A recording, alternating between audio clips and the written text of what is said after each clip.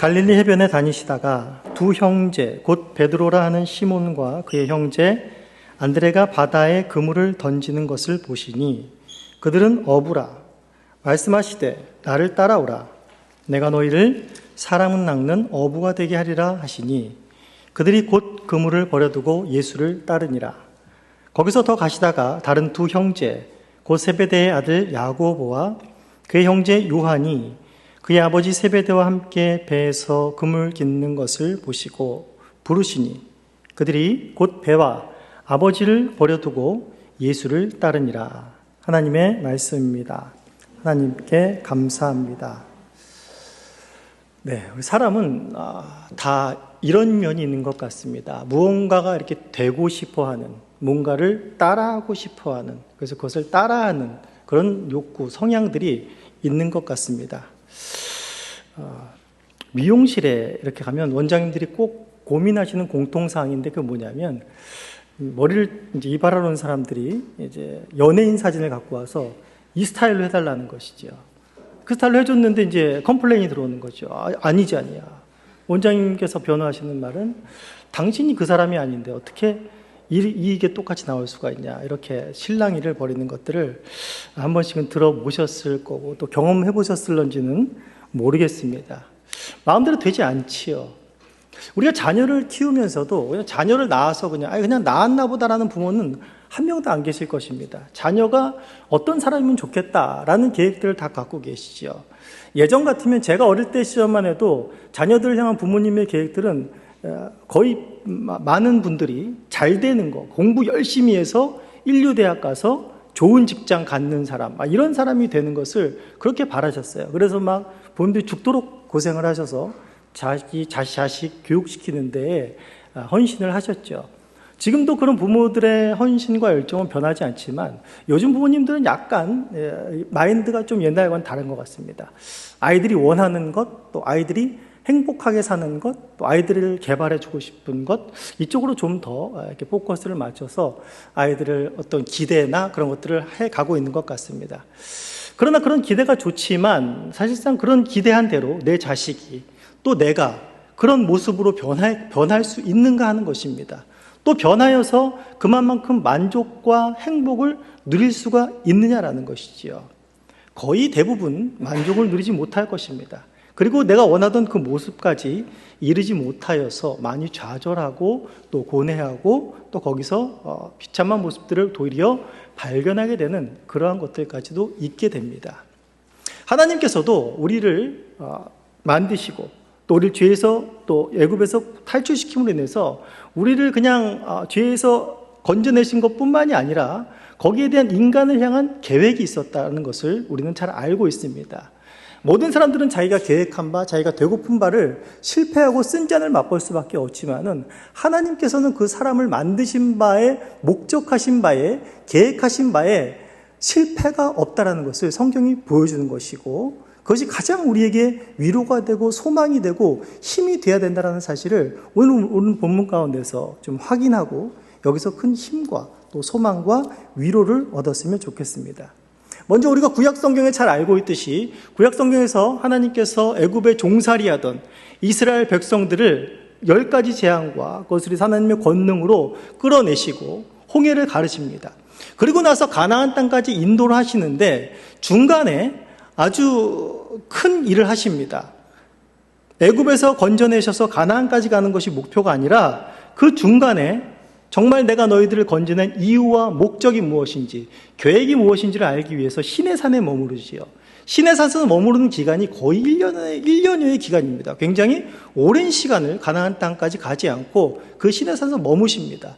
머무시면서 이 백성들에게 하나님께서 너희를 부르신 목적이 무엇인지를 얘기해 줍니다. 그게 어디 나와 있냐면 우리 레위기 11장 한번 보시겠습니다. 레위기 11장 45절에 이렇게 나오고 있습니다. 레위기 11장 45절의 말씀을 보시면 나는 너희의 하나님이 되려고 너희를 애굽 땅에서 인도하여 낸 여호와라. 내가 거룩하니 너희도 거룩할지어다 라는 것입니다. 근본 애굽 땅에서 끌어내서 종살이에서 끌어내서 이제 자유민으로 너희는 가나안 땅 가서 행복하게 살아나가가 아니라 너희들이 가나안 땅에 진입해서 애굽에서 끌어내는 그 근본적인 목적은 내가 거룩한 것처럼 너희도 거룩하게 되는 것이 내 목적이고 내 계획이다 라고 말해주는 것입니다. 이걸 좀 더 구체적으로 말한 것이 우리 신명기에 찾아가면 우리 또 좀 더 확인할 수 있습니다. 우리 신명기 26장을 한번 보시겠습니다. 신명기 26장 19절의 말씀,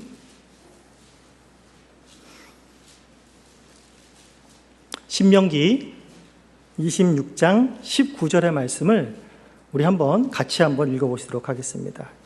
시작. 그런즉 여호와께서 너를 그 지으신 모든 민족 위에 뛰어나게 하사 찬송과 명예와 영광을 삼으시고 그가 말씀하신 대로 너를 내 하나님 여호와의 성민이 되게 하시리라 라고 말하고 있습니다. 조금 뉘앙스가 다른 게 뭐냐면 내가 거룩하니 너희도 거룩해야 된다 라는 것과 여기서는 너희는 여호와의 성민이 되게 할 것이다 라는 것입니다. 하나님께서 너희들을 거룩한 백성으로 만들어 낼 것이다 라고 말하는 것입니다. 하나님께서 너희는 내 찬송과 내 명예와 내 영광으로 삼으실 것이다 라고 이렇게 하나님의 의지와 열심을 그들을 향한 계획들을 말씀하시면서 내가 너희들을 그렇게 만들 거야. 너희는 그런 내 백성으로 만들어내고 말 거야 라는 것을 여기서 말씀해주고 계신 것입니다. 그런데 우리가 구약의 역사를 너무나 잘 알고 있지요. 이런 하나님의 열심으로 말미암아서 하나님께서 얼마나 이들을 거룩한 백성이 되게 하시려고 그 약속을 신실하게 지켜나가시며 이들이 또한 죄악을 짓고 또 하나님의 말씀을 듣지 않았을지라도 하나님께서 거기서 버리지 아니하시고 끝까지 오래 참으심으로 또 때로는 징계하시고 매운 매를 치시면서 그리고 다시 싸매고 고쳐주시면서 이들이 다시금 하나님 앞으로 돌아올 수 있도록 다시금 거룩한 백성이 되기를 얼마나 하나님께서 원하셨는지를 우린 구약 성경 내내 읽으면서 확인을 할 수가 있습니다. 하지만 이스라엘 백성들의 결과는 무엇이었습니까? 내가 거룩하니 너희도 거룩한 백성이 되었습니까? 거룩한 백성이 되지 못하고 결국에는 하나님께서 세우신 그 영광스러운 다윗을 통해 이루신 그 하나님의 나라가 처참하게 반으로 나뉘고 결국에는 아수르와 바벨론에서 망하고 구약 성경의 역사가 끝난 것을 우리는 볼 수 있습니다. 그렇다면 하나님의 이 호언 장담, 내가 너희를 거룩한 백성이 되게 할 거야, 내 찬송이 되게 할 거야, 내 명예와 영광이 되게 너희를 만들어내고야 말 거야 라는 것이 실패했는가? 그렇지 않다라는 것을 우리는 너무나 잘 알고 있습니다. 그것을 누구를 통해서 이루십니까? 바로 우리 주 예수 그리스도를 통해서 이루시는 것이 하나님의 목적이고 계획이었고 누구도 생각할 수 없는 놀라운 일이었던 것입니다. 오늘 본문을 보시면 예수님께서 갈릴리 해변을 이제 다니시면서 제자들을 부르시는 유명한 장면이죠. 먼저 시몬과 그의 형제 안드레를 부르시고 또한 야고보와 또 요한을 부르십니다. 이 사람들 다 뭐 하는 사람들이었습니까? 그냥 고기 잡는 것을 생업으로 하던 사람들이었습니다. 그리고 이들은 갈릴리 출신들이었습니다. 갈릴리에 있던 자들이죠. 갈릴리에 있던 자들을 부르시는 것입니다. 나를 따라오너라 하면서 부르시는 것입니다. 여기서 그냥 예수님께서 갈릴리에 있는 자들을 부르셨다라는 것은 갈릴리에 있는 사람들 그냥 제자 삼으려고 부르셨구나 라는 단순한 뜻을 갖고 있지 않습니다. 갈릴리에서 부르셨다라는 것은 그 윗절에 보시면 이렇게 나와 있지요. 우리 12절부터 16절을 보시겠습니다. 4장 12절부터 16절을 보시면 예수께서 요한이 잡히셨음을 들으시고 갈릴리로 물러가셨다가 나사렛을 떠나 스불론과 납달리 지경 해변에 있는 가버나움에 가서 사시니 이는 선지자 이사야를 통하여 하신 말씀을 이루려 하심이라. 일러스되 스불론 땅과 납달리 땅과 요단강 저편 해변길과 이방의 갈릴리여, 흑암에 앉은 백성이 큰 빛을 보았고 사망의 땅과 그늘에 앉은 자들에게 빛이 얻도다. 갈릴리를 뭐라고 말하고 있습니까? 이방의 갈릴리여, 흑암에 앉은 백성, 그것은 사망의 땅, 그늘에 앉은 자들이라고 말하고 있는 것입니다. 즉 예수님께서는 지금 이 갈릴리에 있는 바로 흑암에 앉아있는 백성을 그리고 사망의 땅과 그늘진 곳에 앉아있는 이들을 불러내신 것입니다. 그곳에 예수 그리스도라는 빛이 비춰지신 것이지요. 그러면서 예수님께서 바로 그들 나를 따라오라 라고 말하는 것입니다. 따라오라라는 목적이 무엇입니까? 그 목적이 바로 19절 하반절에 내가 너희를 뭐라고 말하고 있습니까? 사람 낚는 어부가 되게 하리라 라는 것이 그 근본 목적이라는 것이죠.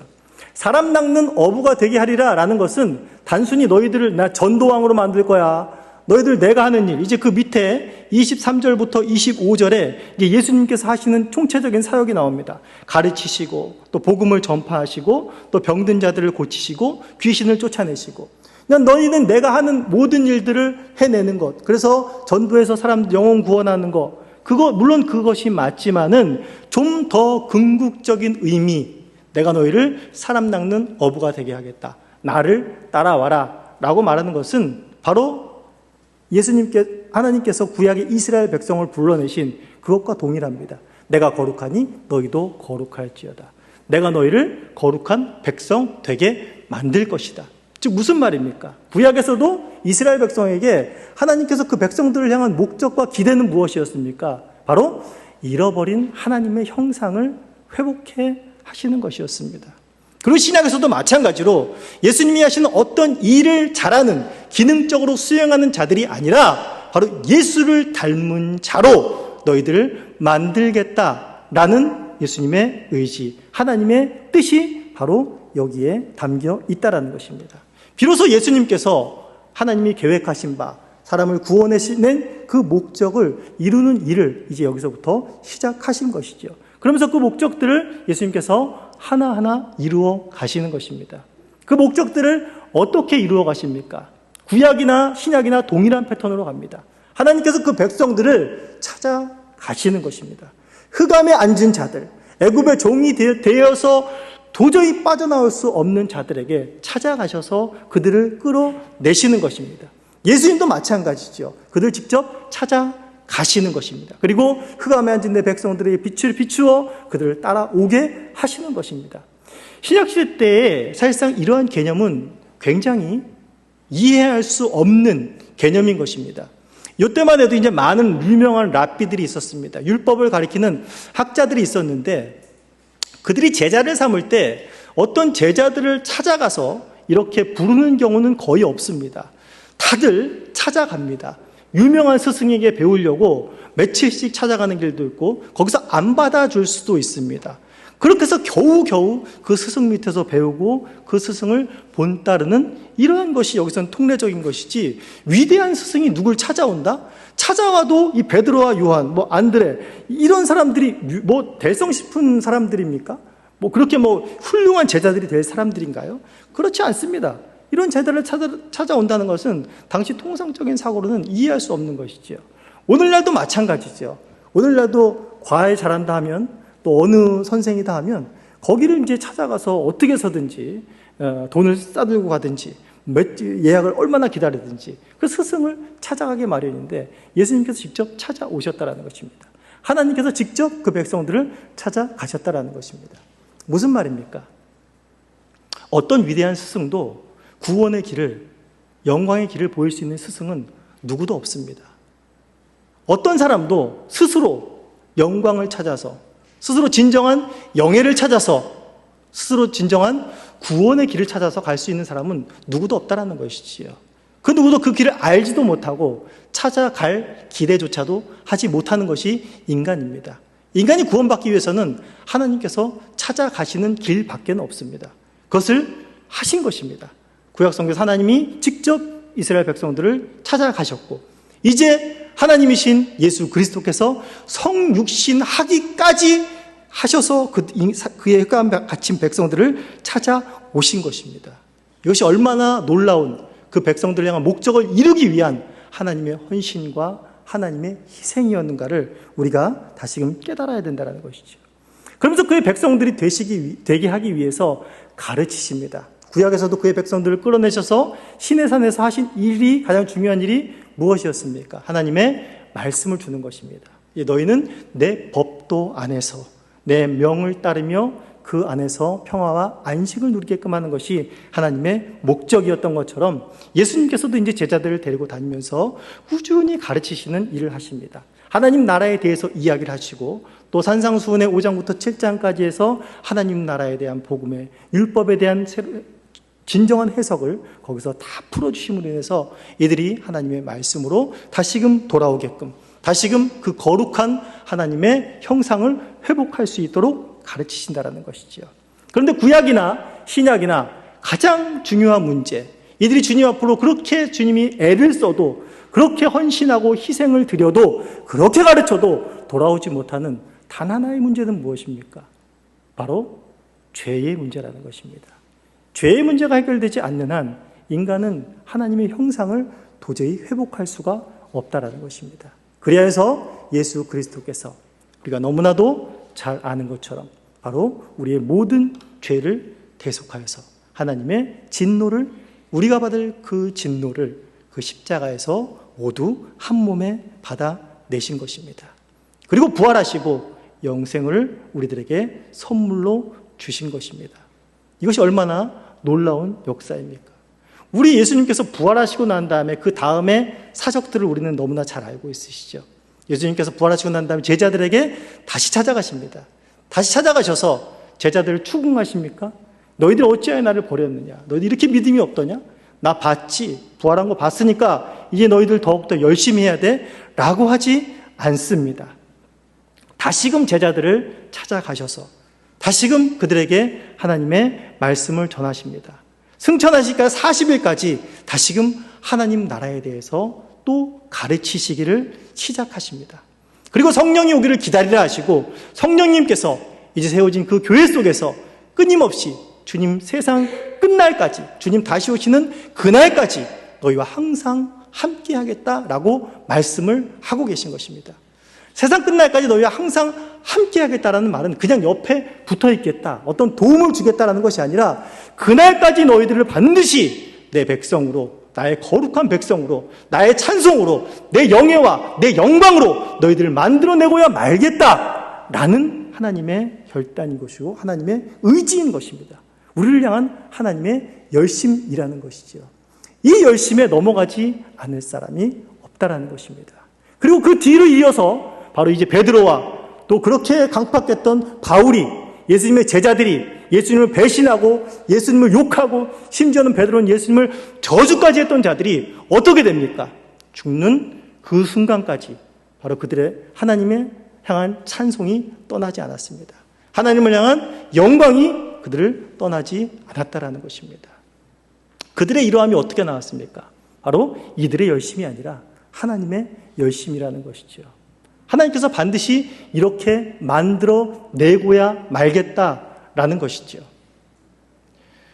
사실상 자녀들이 어떤 칭찬을 받으면 그 칭찬과 그 영광이 다 부모들에게 가는 것을 우리는 한 번씩 부모님들은 경험을 해보셨을 것입니다. 자녀들을 어떻게 이렇게 잘 교육시키셨어요? 자녀들을 어떻게 이렇게 바르십니까? 저는 초등부 사역을 하면서 너무 그걸 많이 느낍니다.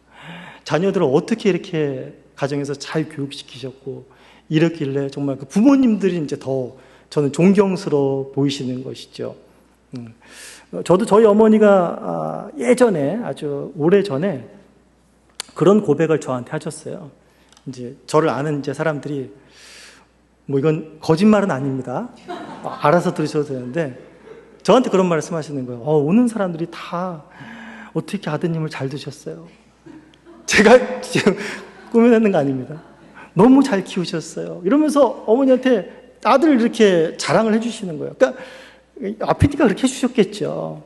근데 어머니가 그 말을 들으면서 어떻게 말했냐면, 야, 내가 구름 위를 다니는 것 같더라 라는 말을 하시는 거예요. 그러니까 자식이 큰 것은 자식이 어머니, 부모의 희생과 헌신과 사랑이 있었던 것이죠. 바로 우리가 신자로 살아가면서 신자답게 살아갈 때에 어떤 일이 벌어질까요? 바로 하나님 앞에 믿지 않는 자들이 영광을 돌리는 일이 벌어지는 것입니다. 이것이 이스라엘을 구원해신 목적이고 우리를 부르신 목적이라는 것을 우리 잊지 말아야 됩니다.